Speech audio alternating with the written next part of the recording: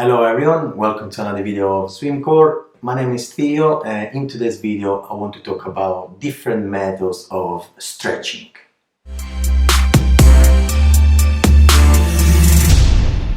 As a personal trainer and swimming coach, it's very important to be familiar with these methods of stretching so that you can choose the right one that's best for your flexibility training.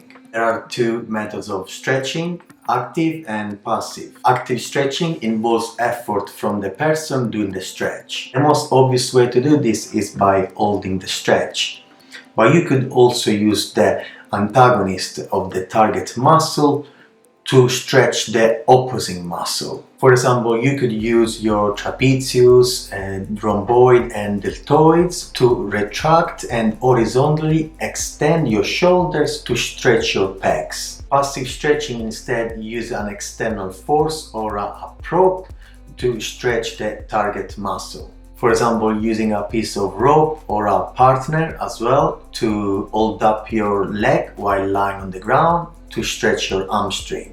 Passive stretches are usually better if you need to hold the stretch for a long time, as they are more comfortable and require little or no effort on the part of the person stretching. If you are the helper supporting them, make sure to apply force gently and gradually to avoid injury and overstretching. And also, good communication between you is very important. So, active and passive are two of the main methods of stretching, but we can further divide stretching into three different types: static, dynamic, and ballistic stretches. Static stretches, as the name suggests, involve little or no movement. The target muscle is stretched until the point of bind is reached, and that position is held with no bouncing.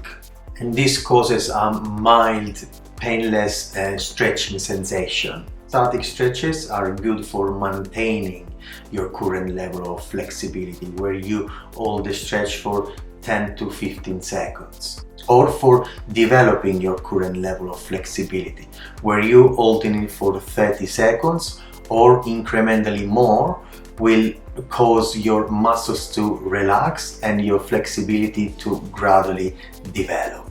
Take care not to force or stretch your cold muscle, as you might injure yourself.